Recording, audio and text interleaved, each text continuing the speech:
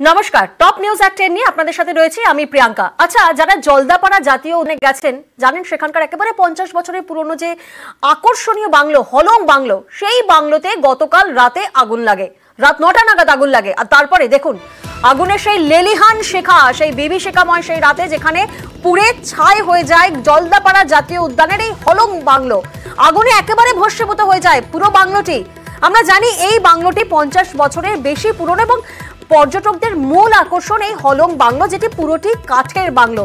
আর এই বাংলোটি কাঠের হওয়ার কারণেই দ্রুত সেই আগুন ছড়িয়ে পড়ে, ভস্মীভূত হয়ে যায় হলং বাংলো।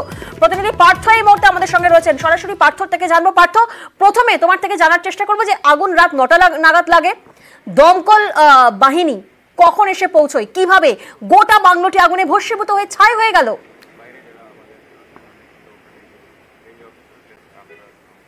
একেবারে তাই। দেখো, তোমাকে জানিয়ে রাখি যে গতকাল রাত 9টা নাগাদ, যেটা বন দপ্তর থেকে যে বিবৃতি দেওয়া হয়েছে, 9টা নাগাদ আগুনটা লাগে এবং 10টা 10-এ কিন্তু দমকলে 2টি ইঞ্জিন এসে পৌঁছায়।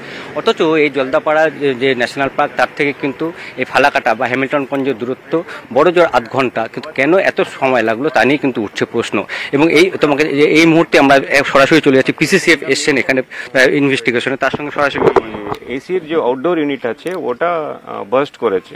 বার্স্ট করে যেহেতু এসির আউটডোর ইউনিটে গ্যাস থাকে, তো ওখান থেকে অনেকটা আগুনটা ছিড়িয়ে ফেলেছে। তারপরে ওটা কোনো মতনই কন্ট্রোল করা যায়নি, যেহেতু আপনারা জানেন সবাই হলংয়ের সুপারস্ট্রাকচার যেটা আছে, একতলা এবং দুতলা সম্পূর্ণ কাঠের বানানো।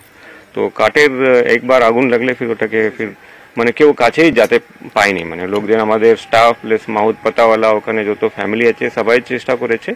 তো আমরা ইমিডিয়েটলি ফায়ার ব্রিগেডকে ইনফর্ম করলাম, ওরা 10টা 5টা নাগাদ ওরাও পৌঁছে গেছে।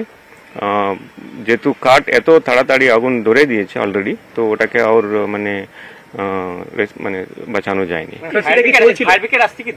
না না, ফায়ার ব্রিগেডটা আসতে দেরি হয়নি, যেহেতু জঙ্গলের ভিতরে রাস্তা, যাতে সময় লাগবে, আপনারা নিজে জানেন এটা মাটির রাস্তা আছে। তো ফায়ার ব্রিগেড ফালাকাটা এবং মাসিমারা দু জায়গা থেকেই চলে আসছে।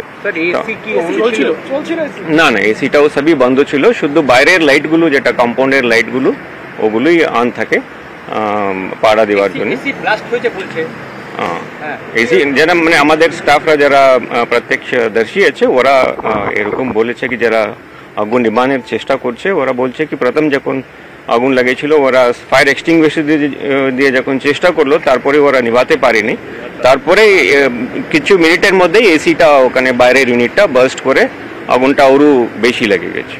প্রবল বৃষ্টি চলছে, তার মধ্যে কাঠের যে বাংলো, সেটা কি কাঠের ওটাই, মানে ফায়ার ব্রিগেডও যখন জল দিচ্ছিল, জল দেওয়ার পরেও কিন্তু কাঠটা আগুন মানে নিভাতে পারেনি। মানে এত, যেহেতু কাঠ অনেক বছর পুরনো কাঠ, তার মধ্যে সবই ইনফ্লেমেবল মেটেরিয়ালই আছে ভিতরে যে ওয়ার্নিশ আছে, প্লাস ভিতরে ম্যাট্রেস, কার্টন, সবই তো ইনফ্লেমেবল মেটেরিয়াল ওখানে আছে। তো একবার আগুন ধরে গেলে কাঠের বাংলাটা, যদি সম্ভব হয় তুমি কি ওনাকে একটি প্রশ্ন করতে পারবে যে এই সময় যে টেম্পারেচার রয়েছে ওখানে, সেখানে কি এসি চালানো আদৌ প্রয়োজন ছিল?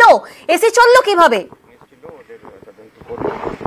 সরকারকে আমরা একটা রিপোর্ট করবো। না না, এখন তো এসি চালানোর নেই, কিন্তু এসি গুলো আমাদের 2014 থেকে যখন বাংলোটা রিনোভেট করা হয়েছে ট্যুরিজমের সহযোগিতা নিয়ে, তারপরে এখানে এসি গুলো লাগানো হয়েছে। তো এসি গুলো এত বছর ধরে চলছে ওখানে। সেটা তদন্তের ব্যাপার আছে, সবই অ্যাঙ্গেলগুলো দেখা হবে। আমরা পুলিশকেও খবর করেছি, ওরা ওদের থেকে ইনভেস্টিগেট করবে। আমরাও আমাদের ডিপার্টমেন্টাল আমরা প্রিলিমিনারি এনকোয়ারি আমি করে পাঠাচ্ছি, তারপরে যদি ডিপার্টমেন্ট ভাবে আরো এনকোয়ারি দরকার আছে তো করতে পারে। প্রাইমা ফেসি মনে হচ্ছে। না না, তো যেহেতু এখানে মানে কারো এরকম অ্যাঙ্গেল তো আমরা দেখছি না, যেহেতু এটা আমাদের নিজের বাংলা, ওর তো বাইরের লোক এখানে কেউ আসার সম্ভাবনাও নেই, আর আমাদের নিজের লোকই দেখাশোনা করে, আর এত বছর ধরে আছে, তো মানে এখন কোনো আমরা কারণ দেখতে পাচ্ছি না কি এরকম।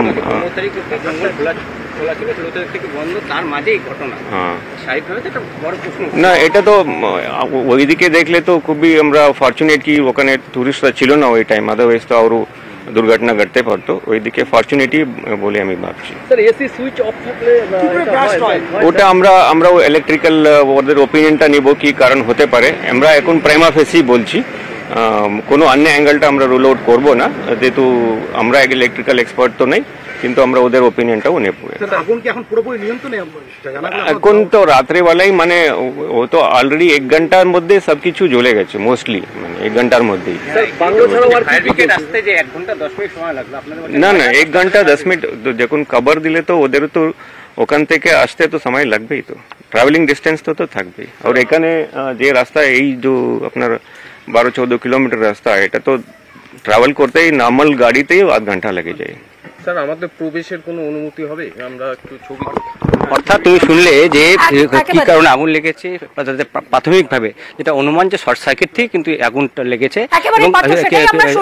প্রাইমা ফেসি অফ দ্য ইনভেস্টিগেশন এটা মনে করা হচ্ছে যে শর্ট সার্কিট থেকে আগুন লেগেছে। সেক্ষেত্রে পরিবেশবিদ থেকে শুরু করে বন দফতর প্রত্যেকেরই তো মনে কোথাও না কোথাও একটা প্রশ্ন উঠছে, গাফিলতির জেরেই কি এই আগুন, তার জেরেই কি ভস্মীভূত হয়ে ছাই হয়ে গেল এই হলং বাংলো? বলেছে শর্ট সার্কিট থেকে আগুন লেগেছে, এরকম হতেই পারে, কিন্তু এত ভয়াবহ হবে? কিন্তু সকালবেলা এসে শুনলাম যে না, এটা এসি বাস্ট করে আগুনটা লেগেছে। গত 4 দিন যাবত অবিশ্রান্ত বৃষ্টি হয়ে যাচ্ছে, এই সময় ডুয়ার্সের যা ওয়েদার, কম্বল গায়ে দিতে হচ্ছে, সেই জায়গায় এসি কি করে চলছে?